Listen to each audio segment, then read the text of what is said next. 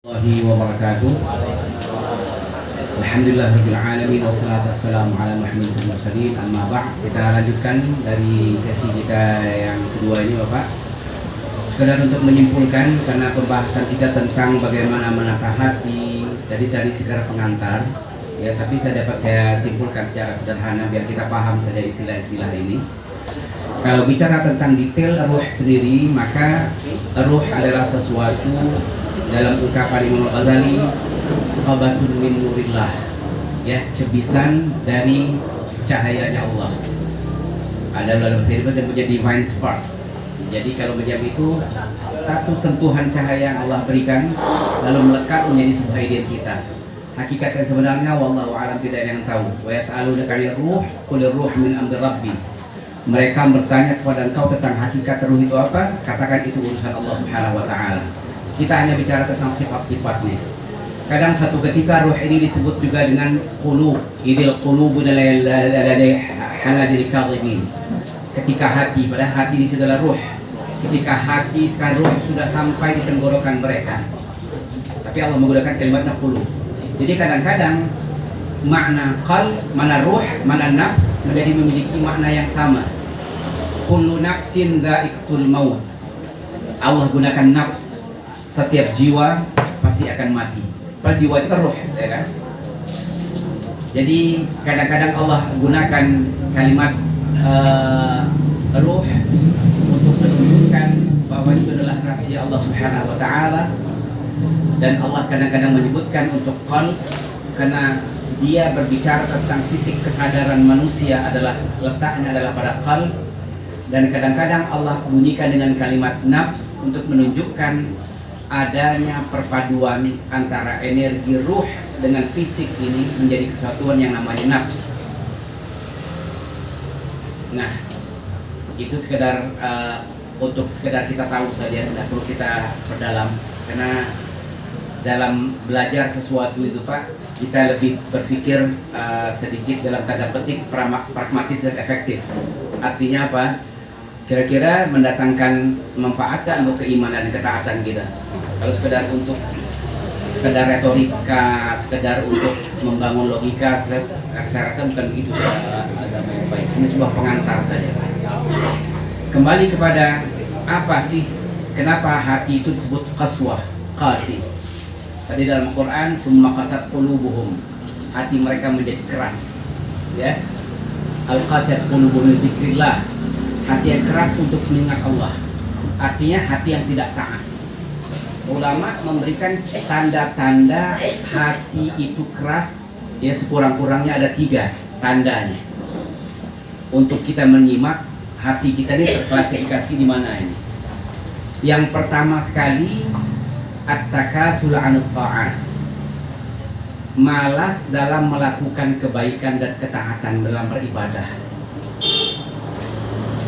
Tidak ada keinginan, tidak ada kesadaran. Kalaupun ada, terkesan terpaksa. Yang ini Allah gambarkan pada orang-orang munafik. Innal munafiqina yukhadi'una Allah wa huwa khadi'uhum. Wa idza qamu ila shalah qamu kusala. Yura'una an-nas wa la yadhkuruna Allah illa qalila. Sesungguhnya orang-orang munafik itu mereka menipu dan memperdayakan Allah.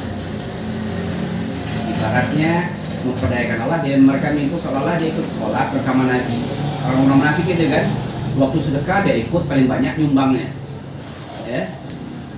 Tapi yang mereka pertontonkan itu hanyalah sebuah tipu daya. Wa huwa khadi'uhum, dan Allah membalikkan tipu daya mereka, membongkar kebusukan niat, busuknya niat mereka.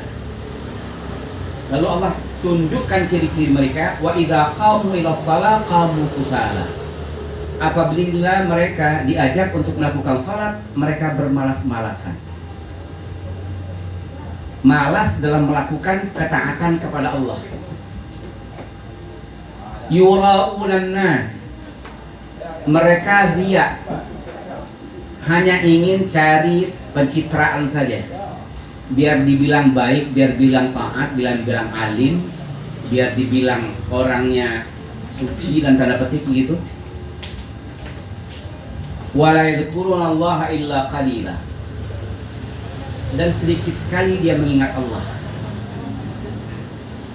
Jadi ini adalah gejala-gejala hati yang qaswah, hati yang tidak taat kepada Allah.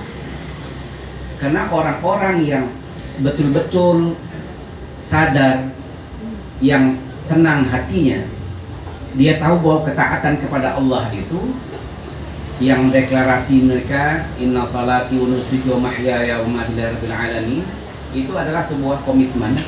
Artinya mau di hadapan orang, mau di belakang orang, perjanjian kerjanya adalah dengan Allah, bukan dengan orang. Dan membangun rasa muraqabah selalu diawasi oleh Allah, itulah mana tarafnya ihsan. Ihsan itu kata Nabi apa? Anta'budallah ka'annaka tarahu. Engkau menghambakan diri kepada Allah, beribadah seolah-olah engkau melihat Allah. Kita kan kalau kerja ada pimpinan atau kita atau mandor kita, ada bos kita. Kata Nabi seolah-olah begitulah Anda bekerja, begitulah Anda beribadah. Bagaimana Anda bekerja di depan mandor, depan bos Anda, depan pimpinan Anda? Nah, begitulah hendaknya beribadah dengan Allah. Kalau belum sampai kepada tahap ini, ketahuilah Allah melihat gerak-gerikmu. Allah Maha melihat. Nah, jadi membangun kesadaran diri yang ini akhirnya terbentuk. Orang-orang ini selalu merasa diawasi oleh Allah. Jadi yang pertama tadi, penyakit hati yang menimbulkan qaswah itu apa? Ciri-cirinya bermalas-malasan dalam melakukan kebaikan. Kalaupun melakukan kebaikan, ya motifnya bukan karena Allah. Ya ada enak lah orang nyumbang semua, masa kita tidak nyumbang. Ya. Yang kedua, apa yang dimaksudkan di sini? Ilful ma'siyah wa tahawun 'alal muharramat. Terbiasa melakukan dosa, enteng saja melakukan dosa itu. Ini satu penyakit yang akan menggerus keimanan kita kepada Allah Subhanahu wa taala ketika kita sudah tidak ada lagi rasa takut ketika melakukan dosa, santai saja. Ya. Padahal dosa itu Nabi gambarkan begini. Al-mu'min, orang mukmin, idza adnaba dzamban, jika melakukan satu dosa, nukitat fi qalbihi nuqtatus sauda. Kalau dia melakukan satu dosa, maka hatinya akan tertitik noda. Ada noda hitam dalam hatinya. Wa in naza'aha wastaghfara saqula qalbu. Kalau dia meninggalkan kemaksiatan, menjauhi dosa itu, lalu dia memohon ampun kepada Allah, maka hatinya kembali jernih. Wa in zada zida. Semakin dia banyak melakukan dosa, semakin banyak noda-noda dalam hatinya. Kalau hati itu tempat bercermin, ibarat kaca, kata Nabi. Dan itulah kata Nabi yang namanya hati yang terkunci, yang digambarkan Al-Quran. Bal rana ala qulubihim ma kanu yaksibun. Hati mereka terkunci dan apapun yang mereka lakukan juga adalah berujung satu pelanggaran dan kemaksiatan kepada Allah Subhanahu wa taala. Waliyadzubillah. Seseorang yang Allah sayangi, itu Allah titipkan rasa takut untuk melakukan kemaksiatan kepadanya. Takut dia melakukan dosa karena takut pertanggungjawabannya di sisi Allah Subhanahu wa taala. Ada rasa kekhawatiran. Oh, jangan-jangan ini makan ini bagaimana ini? Punya orang ini. Jangan-jangan duit ini bisa bagaimana ini? Selalu dia memikir keras, takut jangan-jangan sesuatu itu berdampak buruk kepadanya. Dan orang yang terbiasa dengan maksiat itu menganggap karena sudah gelap, hatinya sudah kelam gitu, sudah bisa lagi bercermin. Sawa'un 'alaihim andartahum am lam tundirhum fa innahum la yubsirun. Mau dikasih nasihat, mau tidak dikasih nasihat, begitulah mereka. Wala'aidzubillah. Ini hati yang gelap karena sudah ditutup oleh kebenaran. Jadi ketika kita bilang jangan, kamu tidak sholat, dosa loh. Santai aja. Seolah-olah sholat itu adalah pekerjaan, alah gampang lah nanti, bisa diselesaikan. Orang mukmin melihat perintah itu, perintah Allah, subhanallah. Allah itu Ar-Rahman Ar-Rahim. Kita ini tidak ada apa-apanya kalau tidak ada budi baiknya Allah. Kita ini tidak apa-apanya. Ruh kita dipinjam, napas dikasih, semuanya dari Allah itu. Kalau mau hitung-hitungan, kata Allah, apapun yang kita lakukan ini tidak bermakna dibandingkan nikmat yang Allah berikan kepada kita. Jadi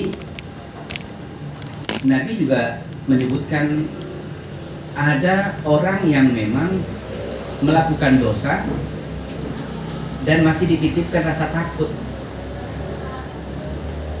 ya. Maka Nabi dalam sabdanya, kullu ummati mu'afan ilal mujahirun. Semua umatku, orang-orang yang beriman pada Allah dan Rasulnya, orang muslimin, diampunkan oleh Allah Subhanahu wa ta'ala, kecuali kata Nabi al-mujahirun, kecuali orang-orang yang mempertontonkan, mempamerkan. Para sahabat bertanya, apa yang disebutkan orang yang mempamerkan itu?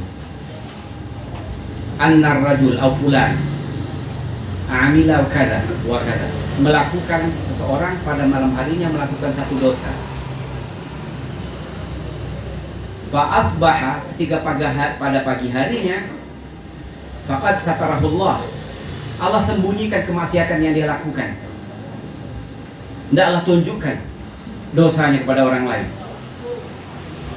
Tetapi orang yang bersangkutan mengatakan kepada rekan-rekannya, qad alimtu kadza wa kadza. Malam tadi aku melakukan dosa begini-begini. Malam tadi aku tadi malam tidak mabuk, aku mabuk kan, masang nomor itu. Kalau ini satu kebanggaan mempertontonkan kemaksiatan. Kalau ketika itu terjadi, berarti sudah hilang rasa kesadaran mana ini perintah, mana ini larangan dari Allah Subhanahu wa ta'ala. Sama saja, bangga melakukan dosa dan pelanggaran kemaksiatan kepada Allah Subhanahu wa ta'ala. Kalau dosa malu-malu, mudah-mudahan ada kesempatan untuk diampuni. Tapi sudahlah melakukan dosa, bangga melakukan dosa, wal'iyadzubillah. Ini penyakit apa ini? Ya, sudah Allah cabut rasa malu. Dan malu itu al-haya'u minal iman, ya kan? Rasa malu untuk melakukan maksiat itu bagian daripada iman. Nah, ini ciri yang tanda-tanda orang-orang yang Allah bakal tutup hatinya untuk melakukan ketaatan.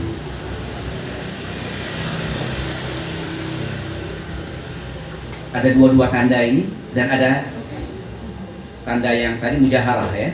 Jadi yang pertama adalah bermalas-malasan melakukan ketaatan. Kemudian yang kedua, terbiasa melakukan kemaksiatan. Yang ketiga, itu bangga dan mempamerkan melakukan dosa si Allah Subhanahu wa ta'ala. Dan penyebabnya apa ini rata-rata? Yang penyebab yang pertamanya adalah orang yang berpaling dari perintah Allah, jauh dari Allah. Wal'aidzubillah, sholatnya tidak mau. Jadi tujuan hidupnya apa? Karena Bapak Ibu sekalian, termasuk dari ghaflah itu adalah kewajiban untuk tahu tentang agama ini. Karena perintah kita adalah wa ma umirtu wa ma khalaqtul jinna wal insa illa liya'budun. Wa ma umiru illa liya'budullaha mukhlishina lahu-d-din hunafa wa yuqimus shalah wa yutuz zakah. Kita diperintahkan untuk menyembah Allah, itu hakikatnya kita ini. Dan cara menyembah Allah itu kita tidak tahu bagaimana caranya,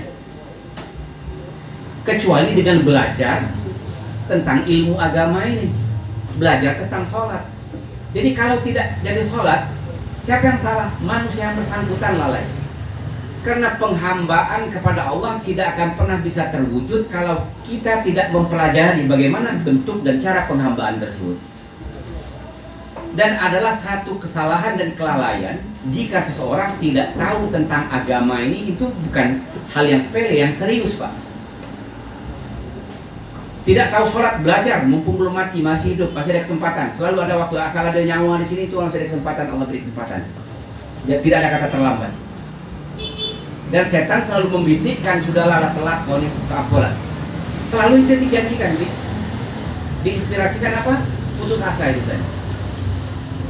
Saya ulangi lagi, termasuk dari kelalaian yang mengarah kepada mengerasnya hati untuk taat kepada Allah, tidak mau belajar tentang agama ini, hal-hal yang prinsip, cara sholat, rukun Islam, rukun iman, harus dipelajari itu. Karena itu adalah keterkaitannya sebagai tugas kita untuk menyempurnakan penghambaan kepada Allah Subhanahu wa Ta'ala. Lalu yang kedua, tidak patuh dengan perintah Allah. Kalau tadi tidak tahu, al-jahal ya. Kalau ini tidak patuh, ya. Wa man a'rada 'an dzikri fa inna lahu ma'isyatan dhanka. Siapapun yang berpaling dengan mengingatku, mengingat Allah, artinya mematuhi perintah Allah Subhanahu wa Ta'ala, menjauhi segala larangannya. Ingat itu Pak, prinsip ingat itu. Ingat itu bukan Allah dari pagi sampai petang Allah saja. Apa gunanya? Karena dia ada turunannya peraturan-peraturan, ya. Nah, menjalankan perintah Allah, berpaling dengan perintah Allah. Dan biasanya kata Hasan Al-Basri, saya selalu mengutip Hasan Al-Basri karena dia ada tabi'i yang memang salafus salih, ya. Berjumpa dengan Sayyidina Umar dan bahkan menyusuri salah satu ummul mukminin. Apa dia bilang? Min alamati aradillah anil mar'i ar-rajul an yaj'ala syughlahu amma la ya'ni. Termasuk dari pembiaran Allah kepada seseorang. Kalau Allah ingin membiarkan orang itu sesat dan hancur, apa? Allah biarkan dia sibuk dengan hal-hal yang tidak penting. Sibuk pokoknya. Kalau nonton tidak ada habis-habis, kalau main tidak habis-habis. Pekerjaan yang tidak bermanfaat baik untuk dunianya atau apalagi untuk akhiratnya. Ya, maka kita itu selalu wadhkur rabbaka idza nasit. Ingatlah Rabbmu jika engkau lupa. Maksudnya lupa di sini bagaimana sih? Jangan sampai kita lalai. Maka kalau dalam kesendirian pun ngelamun kita ini biasalah. Kita manusia akhir zaman. Saya menyampaikan kepada Bapak ini bukan saya merasa lebih alim abid, tidak. Cuman ya, kata orang itu, karena saya dulu selangkah dalam memahami tentang ilmu agama ini, karena memang itu adalah fakultas saya, departemen saya, wilayah saya. Ya, inilah yang saya sampaikan. Tapi saya mengajak kepada diri saya, jika kita bersama, untuk selalu saling mengingatkan dan menyadarkan betapa pentingnya kita ini. Jangan sampai kita berpaling.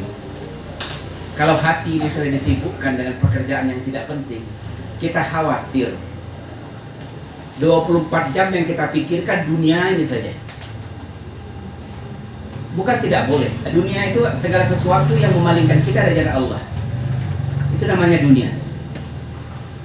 Ya. Dan itu kadang-kadang 24 jam itu yang kita pikirkan. Istirahat kita harusnya, sholat itu membuat kita mengevaluasi tujuan hidup itu mana sih? Karena kita harus ingat, kita ini terlahir tidak membawa apa-apa dan pulang nanti tidak bawa apa-apa. Apa yang membuat kita kadang-kadang kaki jadi kepala, kepala jadi kaki, ini akan kita tinggalkan. Jadi kadang-kadang kita ada berperang memperjuangkan sesuatu yang akan kita tinggalkan. Dan kita merasa seolah-olah kita menang. Dan seolah-olah kita ini menuju keabadian. Tidak Pak, kita ini adalah menuju jalan yang menghabisi kuota hidup kita. Semakin ke depan semakin habis kuota kita nih. Bukan semakin panjang, bahasanya panjang umur kan panjang umur. Menghabiskan kuota benar kita ini. Dan kita tidak tahu kapan kuota kita habis. Tiba-tiba jaringan itu mati, tidak ada pemberitahuan jaringan akan dimatikan. Tidak ada yang tahu. Maka kata Nabi, "Udzkuru hadimul ladzat wa qati'asy syahawat." Perbanyak ingat mati. Ingat mati itu bukan bikin kita stres. Akhirnya depresi, Allah entah kapan mati ya, makanya mati ya sudah. Bukan begitu cara Bapak. Mati itu pasti. Ingat mati itu adalah apa yang Anda persiapkan. Karena mati itu pasti. Tidak usah ditunggu, dia datang. Ibarat waktu itu mau kamu habiskan, mau kamu manfaatkan, mau kamu sia-siakan, mati akan datang. Jadi bicara ingat mati itu sebenarnya adalah seberapa siap Anda menghadapi kehidupan yang abadi dan lebih dari ini, dan itu yang pasti. Kalau ini tidak pasti, berubah-ubah dunia ini. Ya, ada dulu masa kecil kita semua makanan kita suka. Tiba sekarang kok tidak suka lagi. Berubah. Nah, jadi yang tadi tidak tahu tentang agama, tentang Allah. Yang kedua adalah berpaling. Dan yang tidak kalah pentingnya faktor yang ketiga ini. Sohbatus su. Berteman dengan komunitas yang menyeret kita kepada keburukan. Hati-hati dalam milih teman, hati-hati dalam milih komunitas. Bahkan Allah menasihati kita melalui Rasulnya dalam surah Al-Kahf. Wala tattabi' man aghfalna qalbahu 'an dzikrina wattaba'a hawahu wa kana amruhu furta. Jangan pernah wahai Muhammad engkau mengikuti orang-orang yang kami lalaikan hatinya. Dalam hidup ini kita harus cerdas sedikit. Teman ini memberi manfaat kepada kita atau tidak, atau beri mudarat. Berteman boleh saja, kita tidak pilih dalam berteman, tapi kita menyeleksi adakah teman itu ada sangat berpengaruh. Ya. Karena itu ada pepatah Arab, as-sahib sahib. Teman itu menarik. Kalau tidak menarik kita ke kiri, menarik kita ke kanan. Dan biasanya kita itu adalah cerminan dari teman kita. Ya. Tidak mungkin pula gembong narkoba berkawan dengan kiai, tidak mungkin, tidak ketemu. Iya kan? Karena dia akan satu klan, satu grup. Nah, Al-Quran justru menitipkan kepada kita, Imam Syafi'i, ada 3 titipan yang ini. Salah satu yazidul aql. Ada 3 hal yang bisa menumbuh kembangkan wawasan berpikir dan kematangan hati kita. Yang pertama dia bilang, apa namanya? Jalsatul ulama. Banyak-banyaklah duduk dengan orang yang berilmu. Karena sekurang-kurangnya kita kecipratan ilmunya. Memang tidak sepintar dia, tapi sekurang-kurangnya kita dengar. Kalau diajarkannya 10, sekurang-kurangnya 1 nyangkut. Al-ulama, yang mendatangkan ilmu yang mendatangkan kita manfaat pada dunia dan akhirat. Kemudian apa? Wasuhbatus salihin. Itu akan menambahkan wawasan dan berpikir kita, hati nurani kita. Berteman dengan orang-orang baik. Kita ini berpengaruh orang lain, termotivasi. Oh, dia bukan main lagi. Rajinnya sedekah, mulutnya dijaga betul, tidak pernah nyakiti orang, lalu janji ditepati. Kita terpengaruh. Ya Allah, kebaiknya orang itu. Baru yang ketiga, tarkuhu ma la ya'ni. Tinggalkan sesuatu yang tidak bermanfaat. Ada untungnya enggak nih? Untuk diri kita, untuk keluarga kita, untuk dunia kita, akhirat. Kalau enggak ya sudah. Maaf, karena waktu kita terbatas. Kapan-kapan kuota kita habis, na'udzubillah. Ya, tidak ada pemberitahuan paket kapan habis. Jadi 3 poin. Itu penyebabnya. Dan sekarang saya akan berikan bagaimana terapinya. Terapinya adalah yang pertama kembali tadi, untuk jangan hati qaswa, jangan menjadi lalai, jangan berpaling. Tentunya yang pertama adalah dengan zikrullah, mengingat Allah. Apa zikir Allah? Termasuk dari belajar agama, belajar tentang ilmu pengetahuan. Apa sih? Pahami betul dan amalkan. Kenapa sih kita diperintahkan sholat? Pahami bahwa setiap amal-amal itu adalah untuk pembentukan pribadi kita menjadi insan-insan yang mulia. Dan itu harus kita pahami betul untuk kita amalkan. Jadi terjadi persenyawaan antara pengetahuan, pengamalan, dan penghayatan kita dalam agama ini. Tahu Allah melarang ini, tahu. Tapi tahukah hakikat kenapa dilarang? Dapatkah kita menjiwai bahwa pelarangan itu kenapa? Kenapa Allah memerintahkan sholat? Tahu. Tapi dapatkah kita menjiwai bagaimana makna sholat? Sampai kepada itu. Sehingga nilai ibadah itu membentuk kepribadian kita menjadi nutrisi itu tadi. Ruh kita. Kita kalau terbiasa dengan sholat, Pak, rasanya kalau tidak sholat ada satu yang kurang. Udah masuk waktu asar nih, duduk kerja di segala macam, tapi ada yang mengganjal, pecah fokus kita ini. Karena ada kewajiban yang belum. Karena berlakukan kebaikan itu perlu pembiasaan. Hidup ini ternyata 70% itu adalah repetisi, pengulangan-pengulangan, replikasi, pengulangan saja, tidak lebih dari itu. Yang kita lakukan bangun tidur, biasanya ke kamar mandi, pasti itu. Apa yang diambil dulu? Anduk, pasti nganduk dulu diambil. Tidak akan pernah merubah. Kalau makan duduknya di mana, apa yang diambil itu saja. Jadi kita ini ada sistem kadang-kadang terkesan mekanistik. Kalau sudah diformat, kalau pergi ke rumah naruh sendalnya di mana, naruh sepatu, insya Allah hari ini hari besok tetap jadi pengulangan. Itu makanya istilahnya rutin. Istilah rutin itu artinya pengulangannya tiap hari itu saja. Itu makanya istilahnya rutinity itu. Ya, jadi Nabi pesan kepada kita untuk menemukan kesadaran ta'awwadu bil khair fa innal khaira 'adah. Biasakan untuk berbuat kebaikan. Maka anak itu dididik, dilatih, dibiasakan. Bukan soal paham dulu. Tidak akan kita mengajarkan kepada anak tahu dak ruh itu adalah nafs, pening anak kita. Cukup kita ajarkan, ada orang tua salim. Sholat ya, sholatnya begini. Kita tahulah anak kita tidak tahu apa dibaca sholat. Tapi pelatihan dan pembiasaan itu perlu. Kapan pemahaman? Nanti pada waktunya. Kita dulu waktu mau sholat, kejar-kejaran dengan bapak. Sempat kalian sadar dalam kelas selimut itulah baca Fatihah. Padahal dalam selimut. Biar bapak dengar kita lagi sholat. Karena kita hanya pembiasaannya perlu. Tapi lama-lama kita pahami Allah. Tanpa diawasi kita tahu.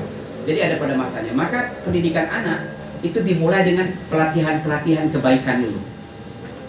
Ada seorang sahabat namanya Jundub bin Abdillah radhiyallahu anhu. Dia berkata apa? Idh nahnu ghilman jazawir. Ketika kami lagi anak-anak kecil lagi lasaknya, ya kan anak kecil kan lasak, tidak pernah capeknya tidur. Apa? Ta'allamnal iman. Yang pertama kali kami pelajari adalah iman. Iman di sini maksudnya apa? Pelatihan tentang kebaikan. Diajak sholat, diajak dia bersedekah, diajak nyuci, foto, diajak menyantuni fakir miskin, diajak membersihkan. Itu yang diajarkan dulu. Summa ta'allamnal Qur'an. Kami membiasakan dulu nilai-nilai kebaikan, dulu kami praktekkan. Baru kami baca Quran, belajar Quran. Falamma ta'allamna Quran, ketika kami belajar Quran, izdadna imanan. Setelah kami mempelajari Al-Quran, baru bertambah keyakinan kami. Oh begini, kenapa disuruh wudu? Tadi orang tua suruh wudu, basuh ini. Setelah itu dia belajar tentang hakikat wudu itu di Al-Quran. Nah gitu artinya. Jadi perlu bagi kita sebagai orang tua memperhatikan kebiasaan anak. Biasakan dulu, soal dia paham, dia tidak paham, nantilah cerita usul apa yang dia baca dulu. Tapi dia tahu jam sekian sholat subuh, jam sekian sholat zuhur, ini harus dia lakukan. Ya. Jadi poin apa yang saya sebutkan tadi? Belajar tentang kebaikan. Belajar tentang kebaikan, ya. Poinnya. Miss saya poinnya. Yang kedua ya, kedua lagi. Yang kedua artinya setelah kita belajar mengingat ya, belajar tentang zikrullah itu artinya belajar tentang agama, ya. Kemudian tadi menumbuh kembangkan tentunya suhbah. perlu memilih dalam pertemanan yang mempengaruhi lingkungan kita perlu, ya. Maka kalau Allah lukan ala bidzikrillah walladzina amanu wa tatma'innu qulubuhum bidzikrillah. Orang beriman itu nyaman ketika dia mengingat Allah. Mengingat Allah apa? Dia merasa nyaman ketika sholat, nyaman dia ketika bersedekah. Setelah dia merasa bersedekah, ada sesuatu loh yang dia rasakan dalam jiwanya. Coba kalau kita melakukan kebaikan, Allah titipkan satu kehangatan yang Allah enak. Coba kita melakukan dosa, ada muncul ketidaknyamanan. Maka betul namanya albirru ma'anna ilaihi nafsu, atau ma'annat ilaihi nafsu. Yang namanya pahala itu yang membuat hatimu nyaman. Al-ismu, dosa, itu kebalikannya, yang membuat dirimu tidak nyaman. Itu Pak ya. Jadi poin yang selanjutnya, yang ketiga, termasuk dari ruang zikir apa segala macam komunitas ini tadi, ada yang tidak kalah pentingnya agar kita tidak dicatat. Perbanyaklah amalan-amalan yang zikir. Terruang dalam zikir dan baca Quran, sholat, berbuat kebaikan. Baca Quran sekurang-kurangnya dalam sehari jangan pernah luput Pak. Jangan pernah tinggalkan satu hari pun kalau tidak baca Quran. Kalau tidak sempat, sesibuk-sibuk kita berapalah, 5 ayat pun tidak apa. Sibuknya nampaknya, sibuknya kita nih mengalahkan Presiden Amerika nampaknya, mengalahkan Presiden Prabowo, sibuk lagi kita, sehingga tidak ada kesempatan sama sekali membaca Quran. Nah tolong sempatkan berapa menit dalam sehari itu buka Al-Quran. Kenapa? Karena kata Nabi, innal qulub tasda kama yasdal hadid. Hati ini bisa berkarat, ibarat besi yang bisa berkarat. Kalau dia ditelantarkan, tidak mengingat Allah, tidak membaca Quran, tidak melakukan ketaatan, dia akan karat. Kalau dia karat seperti cermin yang kotor tadi, dia tidak tahu mana yang baik. Makan halal dan haram itu sama saja. Kalau kita kan orang mukmin macam mana pun, disuruh makan babi tidak mau. Kelaparan segalanya pun kita tetap tidak mau, bahkan segitunya. Padahal boleh kalau dalam keadaan kelaparan yang sudah mengancam jiwa, tetap kita tidak mau. Kenapa? Detektor kita dalam batin kita ini tidak mau tunduk kepada hal-hal yang dilarang oleh Allah. Jadi dia terbentuk, terformat jiwa kita untuk melakukan taatan kepada Allah Subhanahu wa Ta'ala. Jadi baca Quran. Fajilaha, kata Nabi apa? Dan untuk membersihkan, menjernihkan karatnya hati apa? Qiraatul Quran. Antara yang lain untuk melunakkan hati apa? At-ta'imul miskin wa sa'arat al-yatim. Seorang sahabat bertanya, ya Rasulullah, aku ini mengadu kepada beratnya, nampaknya sholat berat, bikin kebaikan, apa sih tipnya ya Rasulullah? Rasulullah menyebutkan at-ta'imul miskin, rajinlah bersedekah. Sedekah itu bagan nunggu, sedekah itu macam-macam Pak. Sedekah itu bukan materi saja. Sedekah, tapi yang secara fisik ini at-ta'imul miskin, berikanlah makanan kepada orang-orang, santunilah orang-orang miskin yang tidak berpunya. Jangan nunggu banyak, karena kita tidak pernah banyak. Kapan orang merasa aku ini sudahlah puaslah kayunya? Tidak pernah. Tetap kurang terus yang namanya manusia. Bohong kalau ada orang mengatakan saya sudah cukup kaya, tidak mau, tidak. Bohong. Rajinlah berbagi dengan orang yang tidak mampu, karena itu akan menandakan hati. Wamsah ra'sal yatim, kata Nabi, usap kepala anak yatim. Maksudnya apa? Coba ada rasa kepedulian dengan orang-orang tidak memiliki ibu bapak, yang ekonominya minim, ada kepedulian, ya, dan itu akan melunakkan hati kita. Dan tips yang terakhir, man hafaza 'ala salawatil maktubat lam yuktab minal ghafilin. Siapapun orang yang senantiasa menjaga sholat 5 waktunya, perhatikan Pak nih, sholat 5 waktunya harus dijaga, maka Allah akan mencabut catatan orang itu. Lam yuktab, tidak akan dicatat menjadi orang-orang yang lalai.